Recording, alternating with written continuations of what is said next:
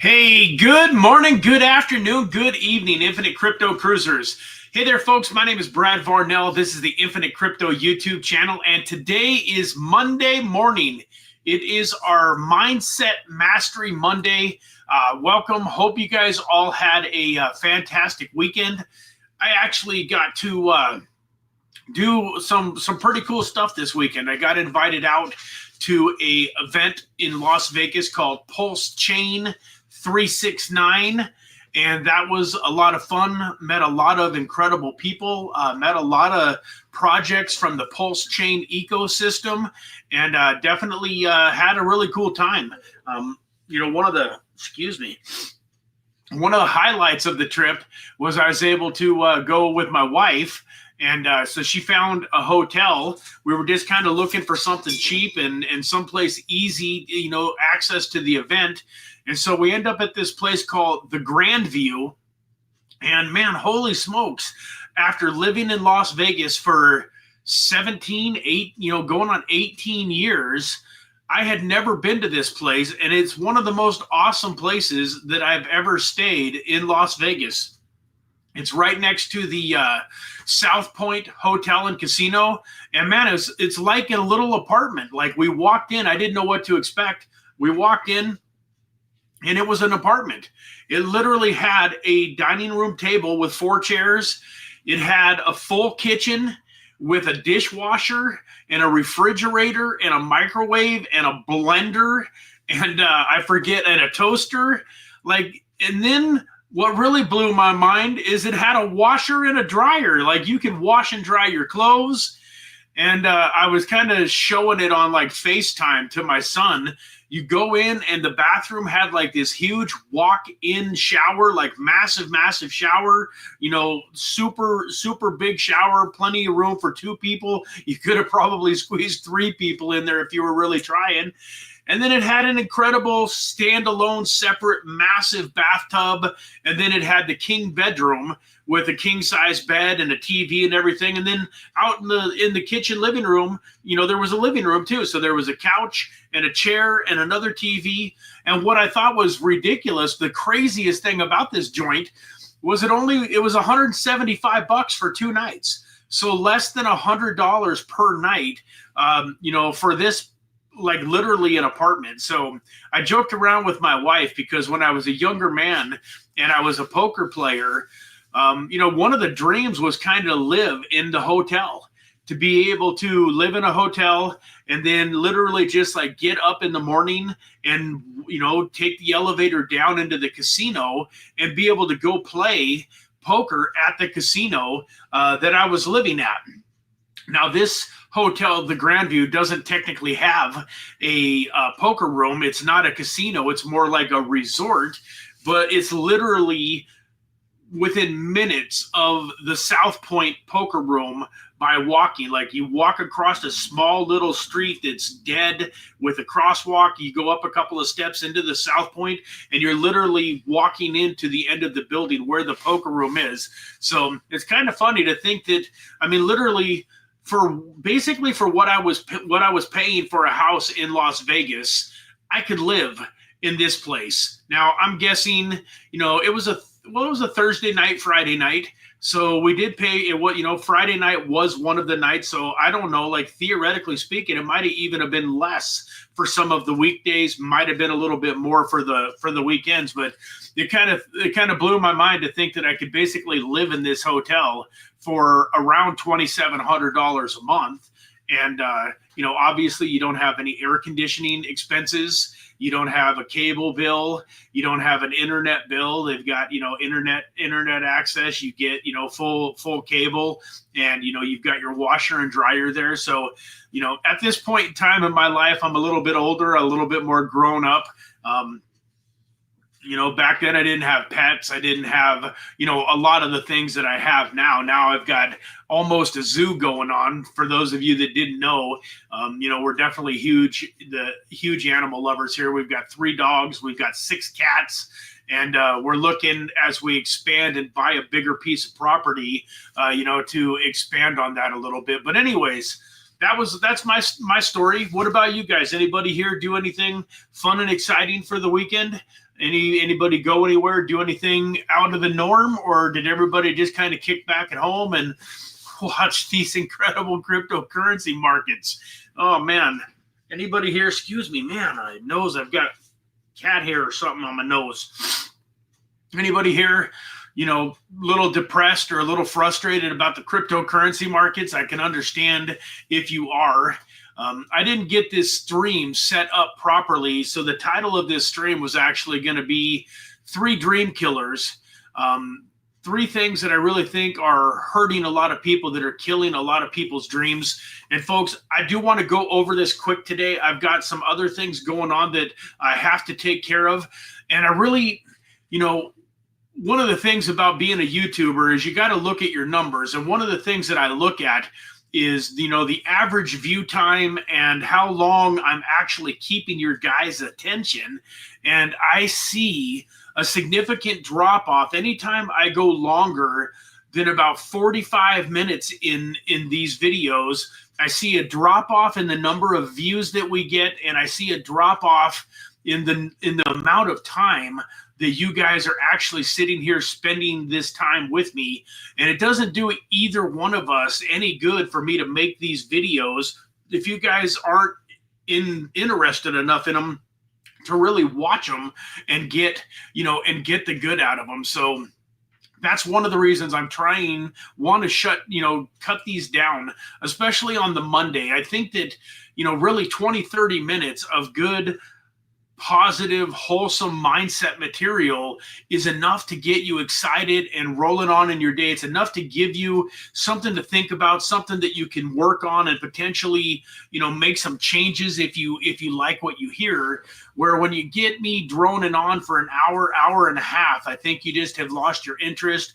And maybe some of the stuff that you heard in the first 15 or 20 minutes that you were excited about, by the time you listen to me for an hour or an hour and a half, you forgot what I was even talking about in the beginning. So Eric says he was looking at houses this weekend. I'm trying to have a minimal portfolio checks under the current market conditions. So that's good advice, Eric. I agree with that too. You know, I saw somebody on Twitter today that basically, you know, said that they're down. I don't remember their exact, you know, their exact quote, but, you know, like they're down 65% and most of their life savings is down the drain. And, you know, like they seemed like it was a somewhat of a legitimate Twitter post where they were really kind of hurting and wondering like, hey, what to do.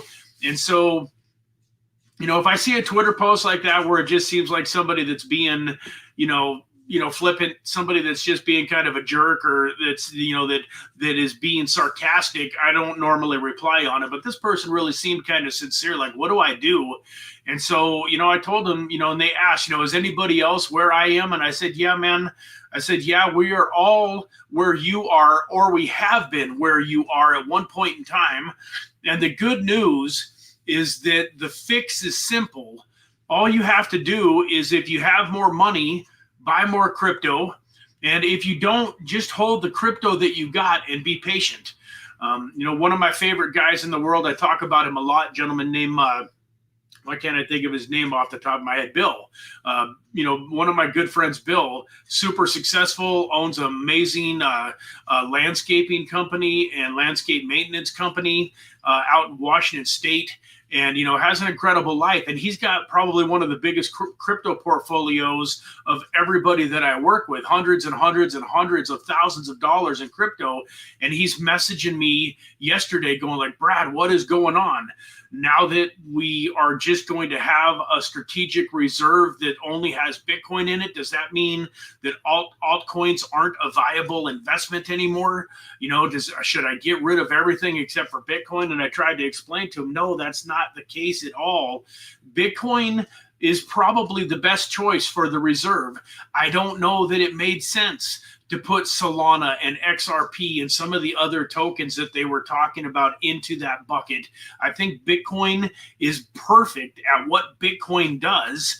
And it is, the digital gold, I think it is the asset that we need to have for the reserves.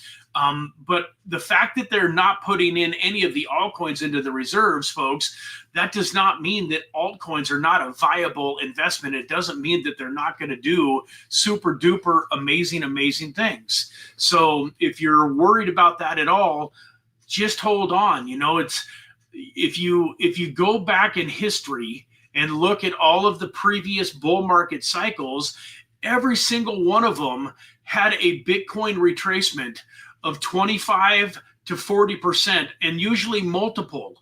And, so 40%, it's crazy. He was telling me that he had heard that Bitcoin was going to go back to $66,000. And you guys can go do the math for yourself. But if you take our all-time high in Bitcoin at 108K and you multiply that by 40%, I came up with, 40% of 100,000 is 40 grand.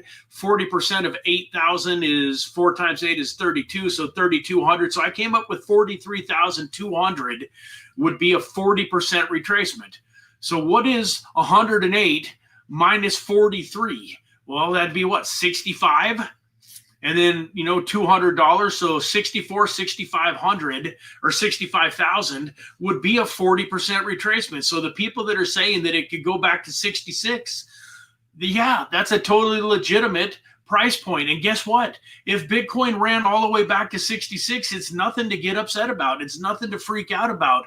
It's nothing to, to throw up your arms in the air and give up on crypto and say, man, this thing ain't going to work. That idiot Varnell doesn't know what he's talking about. Crypto's going to zero. It's okay. It happens in every bull cycle. Once again, do your own math. But what's 40% of 40,000? 4 times 4 is 16. So when we were at 42,000, that would have been a little over a $16,000 retracement. What's 16 from 42? 26? Yeah. So I told you guys all back in 2021 and in February of 2021. And so nothing is exactly the same. We're March now. But so in February of 2021, Bitcoin went from 42 back to about 27, almost exactly a 40% reduction. And then what did it do? In March, April, May, it ran all the way back up to 64,000. So its previous all-time high was 42. Dropped all the way back to 27, and then it rocket shipped all the way up to 64 in the last cycle. So I see the same thing. If we get down to 65, 66,000, somewhere in that ballpark, then when we take off, we're going to rocket ship up and, end up at $175,000, $200,000 Bitcoin, in my opinion. Not financial advice, but that's what I see. Anyways, this is Crypto Monday mindset, not crypto what's happening in the markets. But I just wanted to give you guys all a little, hopefully calm you down just a little bit. And what else we got going on here? We got Mr. Deadwood. Remember, February 2020 to February 13th to March 14th. Yep, we had a 64% retracement before the bull run. Absolutely. So good to see everybody. I want to just say hello real quick. Good morning, John. How you doing, Mr. Chucks? Good morning, Eric. AAA. Hope you are all doing fantastic. Shazi, Yuna, Tim G, good afternoon. And Deadwood, thank you all for being here. And so, folks, I'm going to go into something slightly different. You may not have heard this topic talked about or explained this way. I've mentioned it a little bit, and I'm also going to show you guys a couple of ways that you can research and do some of this yourselves. But I was listening, my wife has been listening to a lady named Mel Robbins that is just absolutely incredible. When you're doing personal development and you're on a journey of becoming the best you that you can be, God will bring people into your life. And so in my wife's life, it's been this Mel Robbins. So sometimes my wife, being the lady, she doesn't she doesn't vibe, or I can't think of the right word off the top of my head, but she just doesn't have, you know, like some of these masculine guys like an Ed Mylett or a, you know, Andy Elliott, Bradley, some of these guys, they just don't resonate with her. There we go. Maybe that's the right word. You know, she understands what they're saying, and it's not like it's not helpful, but she just, she doesn't enjoy listening to them. And so for a lot of years, you know, I'm always talking to you guys about how important it is to have personal development in your life, to be listening to the right people or reading the right books, you know, and I really prayed that a lot for my wife so that we could kind of be on this journey together, instead of me just being the one kind of reading and listening and growing and her just kind of watching it happen for me. I always wanted her to, you know, be an active participant and by my side. And recently, you know, my prayers have been answered. And so she is listening to this lady named Mel Robbins. And on these little road trips where we're driving for an hour or 2 hours at a time, we've been listening to her on audiobook. And man, she is absolutely fantastic, incredible. So for those of you manly men out there that can't see yourself listening to a woman, get over it. She is incredible, and you can still listen to all of your, you know, all of your masculine men. And likewise, ladies, for those of you that maybe, you know, haven't been able to, you know, get on board with some of the people that I've talked about, maybe you're a little bit like my wife and some of these guys that I listen to that just aren't your style. I really highly recommend going and checking out Mel Robbins. I'm going to bring up her website a little bit later. But one of the things that she talked about that I'm a firm believer in, folks, is most of the things that we do, most of the reactions that we have as adults are actually were trained into us as kids. And there's a lot of different responses to things that happen to us as an adult. Everybody's a little bit different depending on their childhood and whether or not they went through any trauma and what actually happened to them in their childhood. But all of us have triggers, and I thought it was just very interesting. So I just want to tell you guys a couple of, you know, brief stories, things that really were affecting people in their 20s and 30s and 40s still, that when they were talking with Mel, they really realized that a lot of these things were triggers. These things that were still affecting them as adults had happened when they were little kids. And I'm always telling you guys that most of the stuff that is programmed into your mind is programmed into your mind when you're at an age and you're totally defenseless. Like when you're 6 years old and your mom or your dad tells you that something is, you just believe them. They're your only source. You know, they're your source of survival. Without them, you wouldn't be alive. You know, without them, you don't know how to feed yourself. You don't know how to do anything quite yet. They're still totally responsible for you. And even good meaning parents can fill you up with a lot of stuff that isn't good, that isn't true. Like, I mean, maybe their parents weren't as good meaning as they were. So you got to remember some of this stuff is generations and generations and generations. All right, we're going to get to see my good looking son. He ain't got a shirt on. Let's turn the camera on him right here. Come on, man. Show us those muscles. No, I'm just kidding. He's getting ready to take off, and had to walk by and grab some clothes. I thought we were going to get him in view, but I got the camera slicked down, so we didn't get to see him. But you know, so often you have all of these things that happen to you in childhood, and what I've found out recently is that all of us in childhood, when traumatic things happen to us or when big events happen, we all have a response to them. And a lot of times what'll happen is once we find something that works, a lot of times we'll carry that into life. And so I just want to give you guys a couple of examples so that you understand what I'm saying. So there was this one gal that was, you know, really having some struggles in life and really frustrated with where she was at. And she really, you know, she wasn't great at taking advice. anytime, even if somebody was good meaning and was really trying to help her, if it felt like she was being put down, she would kind of shut off, and she would have an F it response. And she figured out that when she was a kid, she was about 9 years old. She was not a bad student, but she wasn't a great student. She, would get a lot of B's, but she rarely ever got A's. And her dad one time told her, hey, they were from Italy. And her dad told her, hey, if you get straight A's on your next report card, we're going to go to Italy. And so she worked her butt off, the hardest that she'd ever worked, and she had 8 classes that year. And by this time, I think maybe she was a little bit older. Maybe this was 7th or 8th grade. So she had 8 classes. And long story short, she got 7 A's and 1 B. And even though she knew she didn't earn the trip to go to Italy, she was super incredibly proud of herself, and she couldn't wait to show the report card to her dad, and just, was excited because she knew that he was going to tell her, oh man, that was so amazing. Congratulations, and just be super excited for her. And unfortunately, what she thought was going to happen didn't happen. When she showed her dad the report card, all he said was, what happened with that B?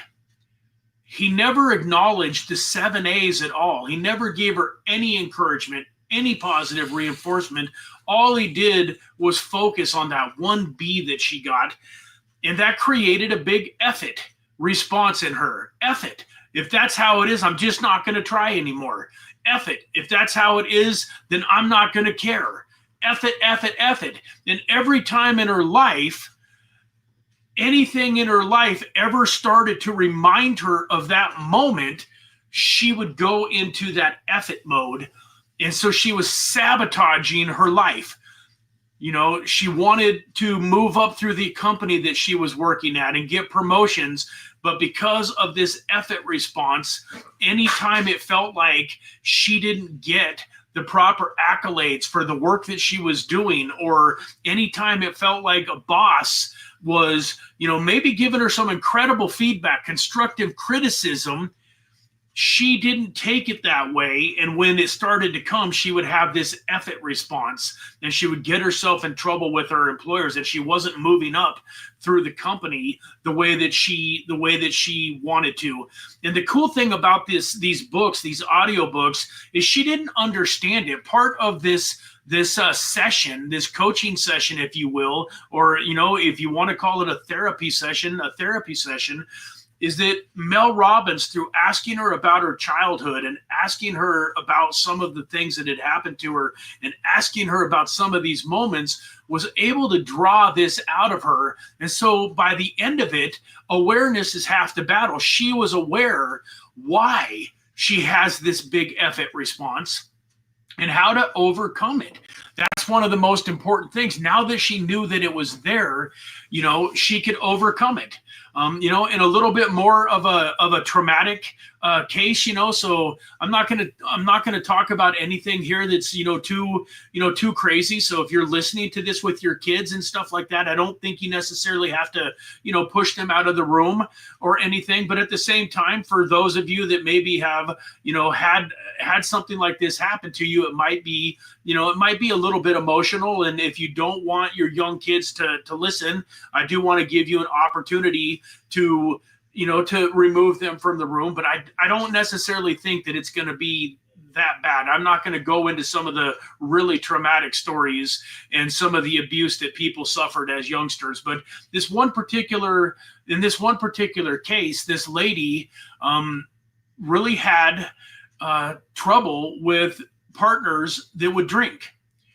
And so anytime, she heard a beer can open, her boyfriend came home from work. Love you, son. Have a fantastic day, buddy. See you in a few hours. Anytime her boyfriend, just even opened a can of beer, or he came home and he was happy and he just wanted to unwind and relax, and he would, pull out a bottle of wine, she would just get that heebie-jeebie feeling. Oh, we don't need an alarm. It's only 9:30. She would get like this heebie-jeebie feeling, and she would get irritated, and she would start nitpicking and bugging him, and they would end up in a fight. And she realized that it went all the way back to her childhood because her father was an alcoholic. Her father had a drinking problem. And anytime he started drinking, a lot of times that ended up in unhappiness in the family. It ended up in him being angry. And she watched him, get violent a few times in her life and some stuff like that. And so it seems weird, but she could literally be 3 rooms away from this guy. He could be in the rec room. She could be out in the kitchen, 3 rooms away from this guy. And just the hearing of the noise that the beer can made when he popped it open gave her these feelings. And, I won't go into all of the story and the ways that, Mel, had her go to this guy and tell him, but she literally went to her boyfriend and explained to him more about her childhood and why that was so traumatic. And they actually ended up agreeing and decided to quit drinking. The 2 of them became sober. They realized that alcohol in their particular case was probably something that just probably shouldn't be in the house. And so I listened to this audiobook for hours and hours and hours. Now we're on a second one.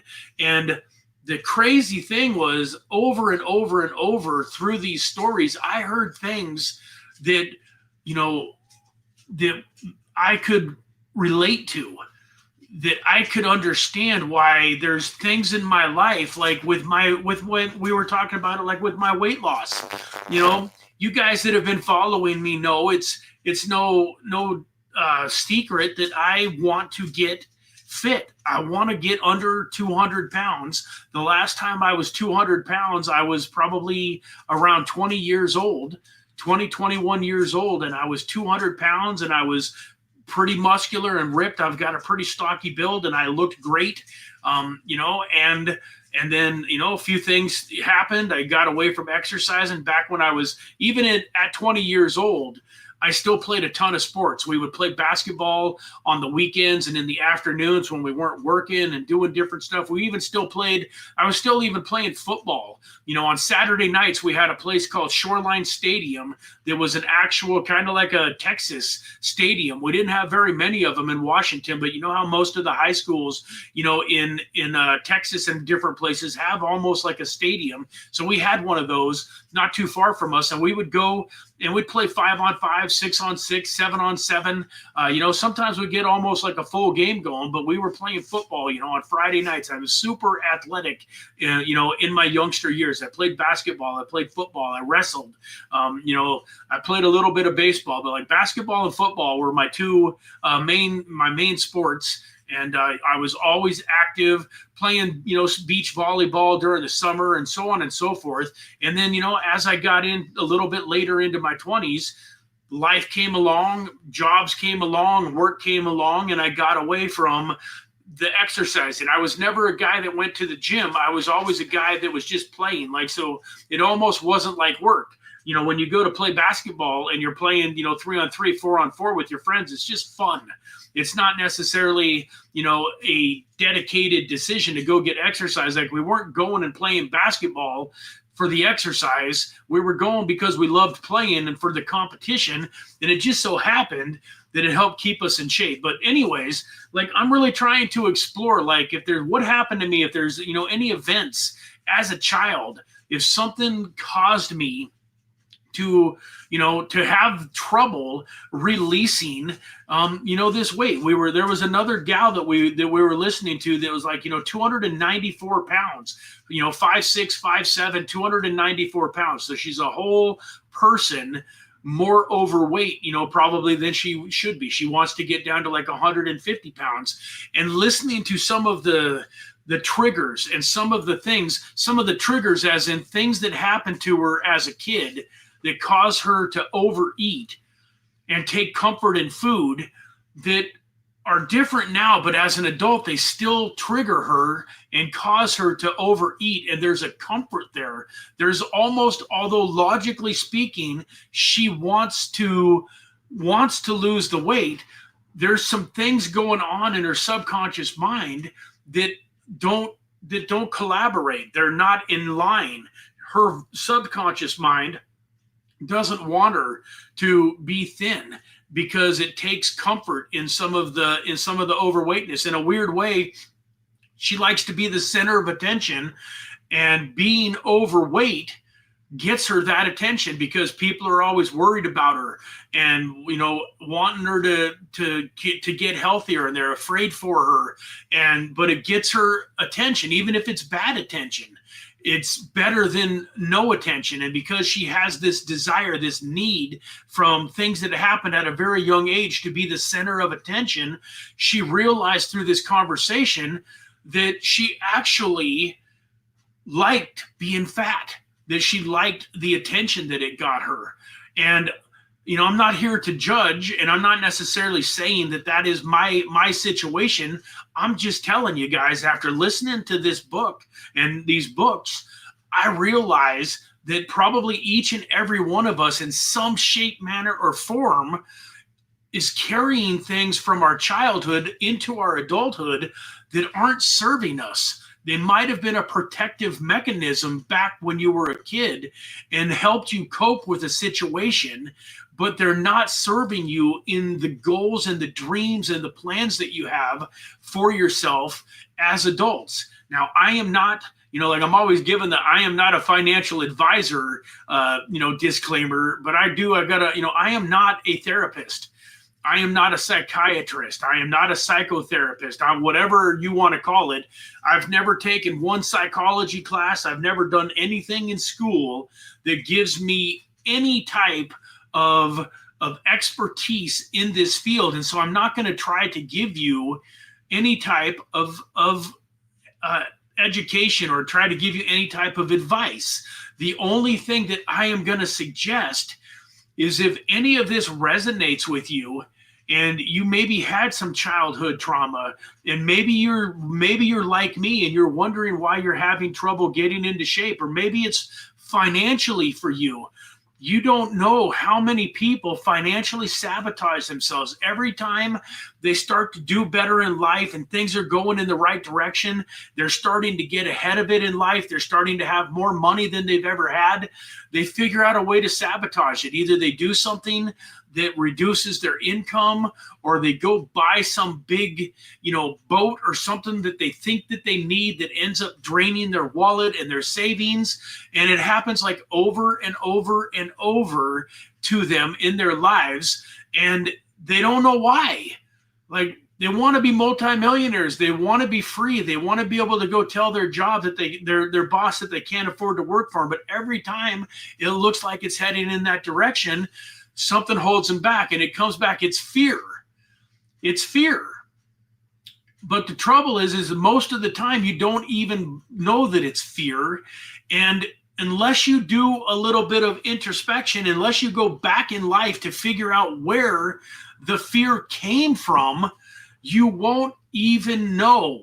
It's kind of like, this is kind of a silly little story, but this little kid is out fishing one day, and this older gentleman is fishing down the river from him a little bit and kind of keeping an eye on him.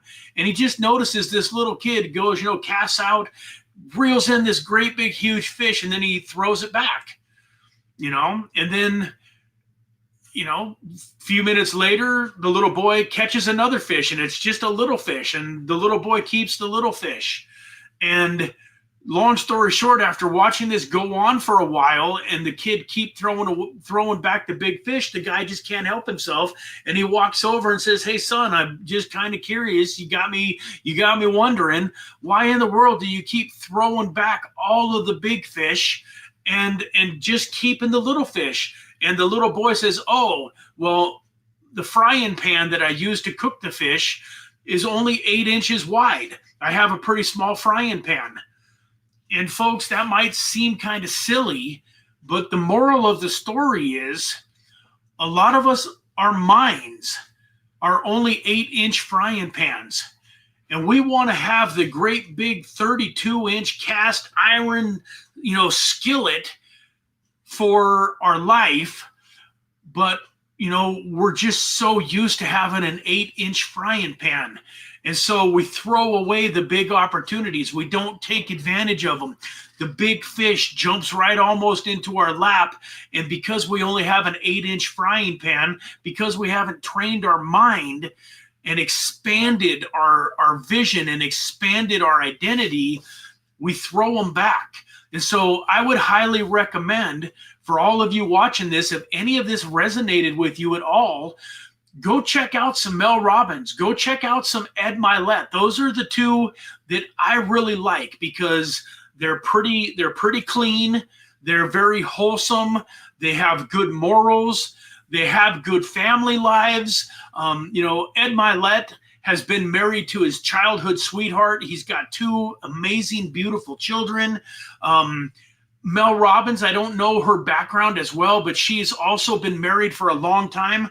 And for those of you that have ever had any marriage struggles, you might really like her story. Ed Mylett doesn't talk a whole lot about his marriage. He focuses on other things. So I don't know what kind of ups and downs and ins and outs that him and his wife have had. But Mel Robbins, openly talks about, points in her husband's life where they almost didn't make it. And part of the reason that they did make it was because she started to figure out some of this stuff that we are talking about. So especially for you ladies out there, I highly recommend going and checking her out, maybe listening or reading. She's got books. She's got audio books. She's got a podcast. I'm going to show you guys her website here in a minute. But I really recommend that you guys go listen to a little bit of Ed Mylett.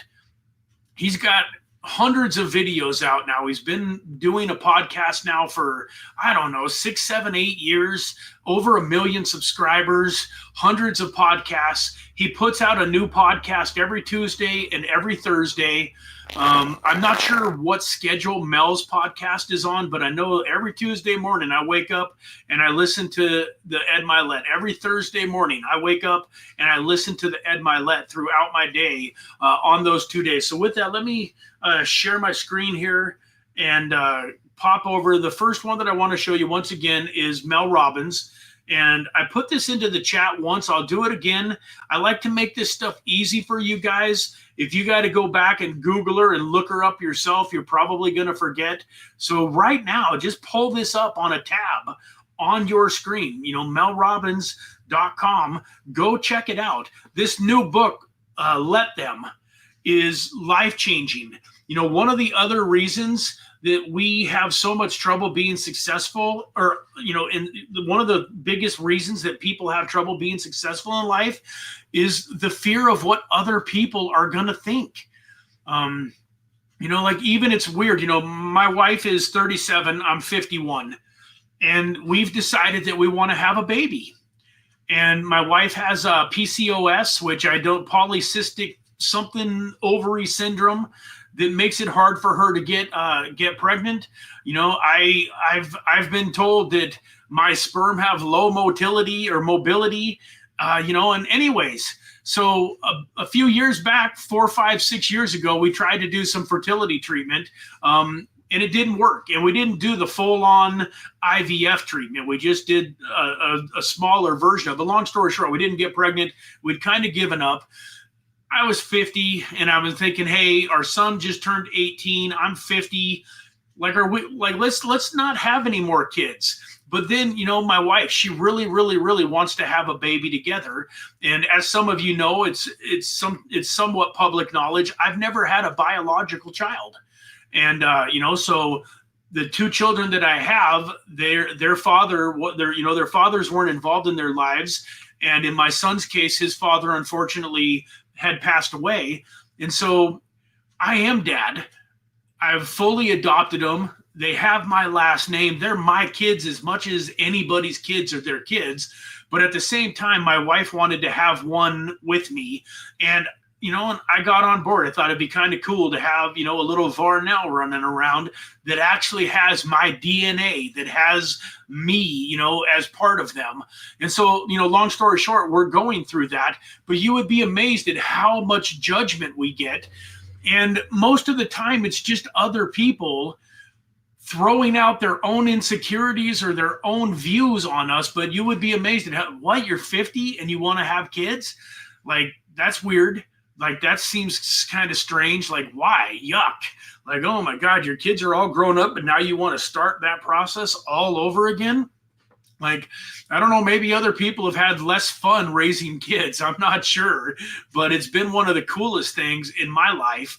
And, my son and my daughter were 6 and 9 when I came into their lives. So I also missed that first 5 or 6 or 7 years that I'm telling you about, that 5, 6, 7 years where they're helpless.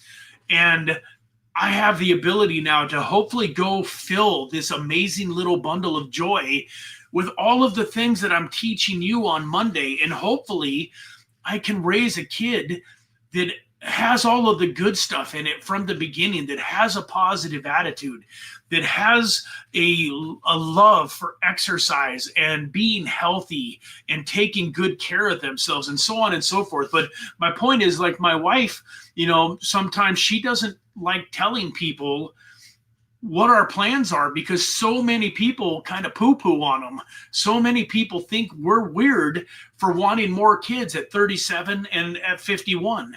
And like I tell her, I'm like, who cares what they think? But people care, and my wife does care. It bugs her. And I mean, it's not like I'm totally impervious to it, but I don't really care. It doesn't bother me. I've been being taught about dream stealers since the time I was about 12 years old. And anytime you're doing anything outside the norm, you're going to have people that judge you, and you're going to have dream stealers in your life. But like, seriously, it drives me crazy. Like, why would anybody else have an opinion, good or bad, really, of whether or not we have more children? The only opinion, or the only thing I think people should have, especially the people that love us and know us and our friends and our family, is just a happy for us and support us and pray that, that if it's God's will, that we're able to have a baby. But I'm telling you that fear of what other people think is holding probably every single one of you back that's watching this video to a certain extent. So anyways, Mel Robbins, you can see here, you've got her tour. She does public speaking. She's got her podcast. She's got books. And then she has her, she has her audio books. And, just an incredible, incredible lady. And I think you guys will all love her. And then, Ed Mylett, I can't say enough about this man. This guy, especially since my father passed away, is kind of like, I mean, he's too young to be my dad. He's only 54. He's only 54 and I'm 51. So he's not a father figure. He's more like a brother. But at the same time, he is, probably, even though we're about the same age, he's probably about a decade, maybe even 15 years ahead of me, in his finances and in his success and in his life. And so there's so much that I am learning from him, and so many things that I'm growing and that he's helping me with in my business through learning from him. And I've said this a million times. It's no secret that if I could pick one human being, either living or dead, in the history of the world, that I could spend one day with and just hang out and, go. He's got an island in Maine, that he's got horses and stuff. Just somebody that I could go to his island in Maine and just talk with him, get to know him. He's got horses there, maybe go horseback riding and just hang out with a guy for one day. And even if we didn't even talk about business, just to get to know this incredible human being, this would be the guy that I would pick. And that's one of my goals. And it's something you watch. I'm speaking it into existence. This gentleman and I, we will be friends someday. You're going to, all of a sudden, you're going to pop open, social media. I don't know if it's going to be it next month or next year or in 10 years, but you're going to pop open and all of a sudden you're going to be like, wait, that's Brad. And that's Ed Mylett. Dude, they're on a boat. They're hanging out. It looks like they're friends. I remember back in March of 2025 when Brad said that that was going to happen. And so this guy here, I tell you, I don't think there's another man on the planet that can help you more in almost every area of your life. He is an entrepreneur, but you can see from this picture of him, he's fit. He's one of the first people that really started promoting fitness and entrepreneurship and showing people the connection between how their fitness and their health benefited their business and their success. And he's one of the ones that taught me. One of the reasons that I really want to get in shape so badly is, you know, he talks about how if you can't control what goes into your mouth, if you can't go to the gym, even on the days that you don't feel like it, how in the world are you going to build a multi-million, hundred of millions of dollar business if you can't even, you know, take care of what you eat and exercise? And then folks, you know, who wants to spend their whole life building an empire just to get so sick that you end up spending the rest of your life and all of your wealth trying to get your health back? And so once again, in my opinion, this guy has it all. He's got an incredible marriage. He's been married one time. You know, he's been married now for 30 something years to, you know, his childhood sweetheart. He's got 2 incredible children. If you go listen to him talk about his children, I just love, like, you know, couple quick stories, and then I'll get you guys out of here. But, you know, his daughter, you know, one of the things that he always has tried to instill in his children is that they got to do it on their own. They got to go live this life. Yeah, he helps here and there, but like his children, they went out and got jobs. And even though he's worth hundreds of millions of dollars, they got jobs and they bought their own first cars. And he's instilled into them that this is his money, this is his success, and that they got to go do it on their own. And so I love this story. It was his daughter was 16, 17 years old, had a job interview, and she went to this job interview and they loved her. They hired her. They basically told her she was hired. And then when they got, you know, ready to go, you know, she had to pull out her photo ID and stuff. They realized that she was only 17 and you had to be 18 to work at this place. So she walked outside and she's a little bit sad, you know, and she calls her dad and tells him, you know, what had happened and stuff, you know, and that she'll be home in a little bit.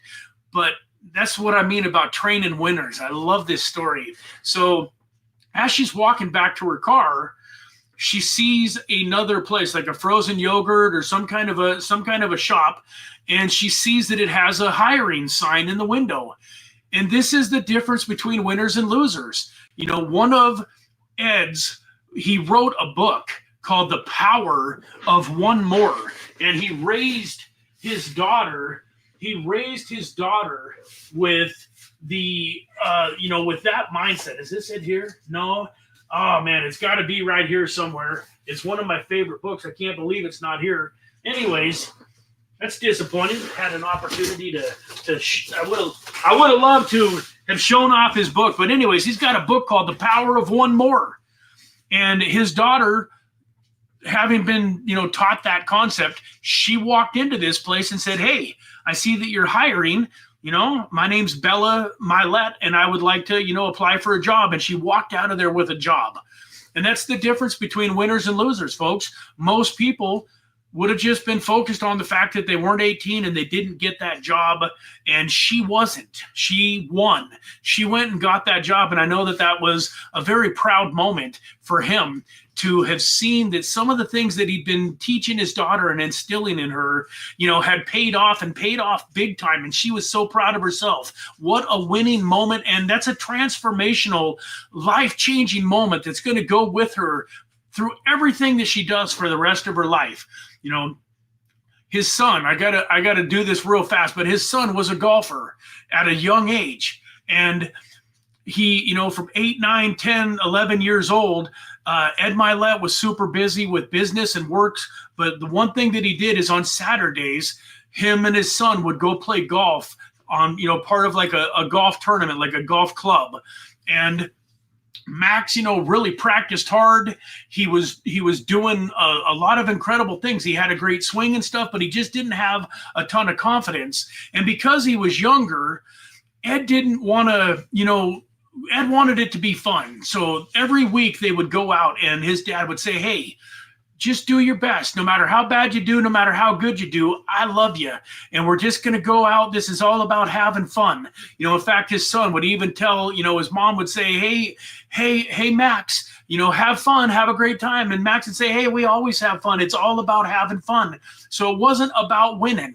Ed wanted him to get a little bit older before he really instilled that competitive winning nature in him. But one day something happened that changed all of that.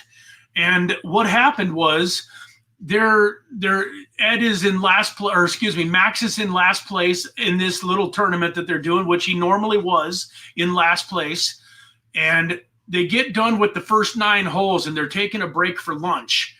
And one of the fathers, I've never figured out who it is. I swear, I want to find out who it is. Ed is nice enough to not put his name in the story, but one of the fathers that is the son of a PGA professional and is a PGA professional themselves had a son that was Max's age that was playing, and he says the Max and these other 2 boys were walking, and stuff, and this father says to Max, or says to his kids loud enough for Max to hear, something along the lines of, hey guys, just let Max go back to the clubhouse and get everybody's lunch. He's so far out of this thing that he ain't got any chance to win it anyways.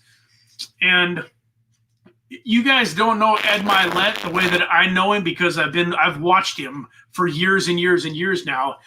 I can imagine, and I also imagine my dad in that moment. And that's one of the reasons that I think I love Ed Mylett so much, is I think him and my dad would have gotten along well.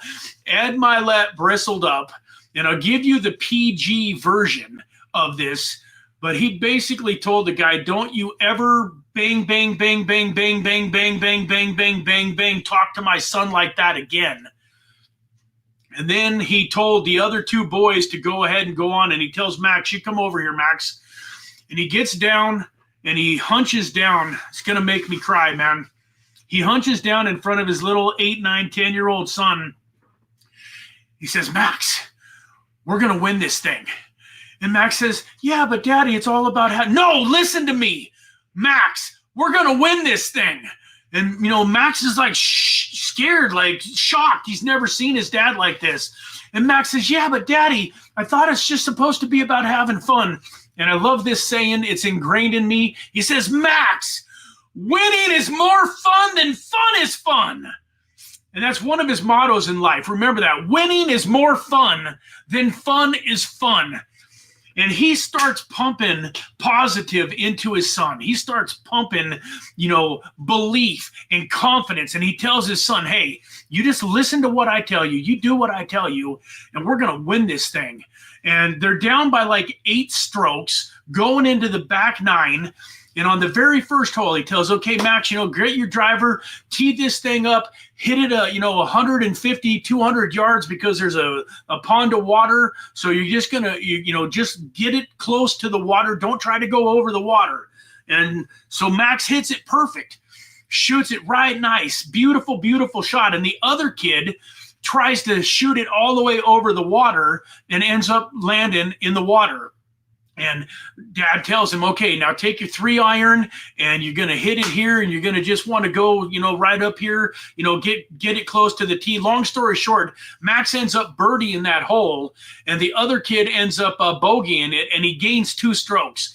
And is now, like Max is still not sure what's going on. He ain't all that confident yet, but his dad, Ed Mylett, is telling him, hey, man, we got this thing. We're going to win this, man. You are an incredible golfer. All of those hours of practice. And it's true, like Max practiced his tail off, had a great swing. He just didn't have the confidence. He didn't have the drive yet. Long story short, folks, couple 2 or 3 holes in, Max is starting to, like twiddle, he makes this really nice putt, and Ed says that he, like does the little spin with his golf club and puts it back in there with a big smile on his face. And this is confidence that he's never seen from his son. And long story short, it comes all the way down to the 18th hole, and Max has an opportunity. If he putts it in on his first putt, he wins the tournament. If he two putts it, they're going to go into a sudden death playoff. And if he more than two putts it, he loses. And Ed, tells him, hey, I love this part of the story because Ed even, admonishes himself a little bit. Ed tells him, hey, there's a little bit of a downhill slope, so don't hit it too hard, because just in case you miss it, you don't want to roll too far past the hole. And I love this response. Max says, Dad, I ain't going to miss. And Ed was like, oh, praying that he made it, because why would he put that in his kid's head? He's like, why would I even plant that thought in my kid's head that he might miss? Such horrible coaching in that moment. But anyways, Max gets up there and he drains that mother, and they win. Now, the coolest part of the story, folks, the reason that I tell you that story isn't because Max Mylett won his first golf tournament. No, the cool part of the story is that Max Mylett won the next 17 golf tournaments that he played in, and then he took like second, and then he won another 6 or 7 in a row. And today, he's a 22-year-old professional golfer that is looking to make it on the professional golf tour. And I'm super excited because hopefully towards the end of April, I'm going to actually go get some golf lessons from Max Mylett. That's going to be incredible. But folks, I'm just telling you, if you got to choose between these guys and me, choose these guys. I would rather you listen to Ed Mylett than listen to me. He's got hundreds of millions of dollars. He's had incredible success in his life.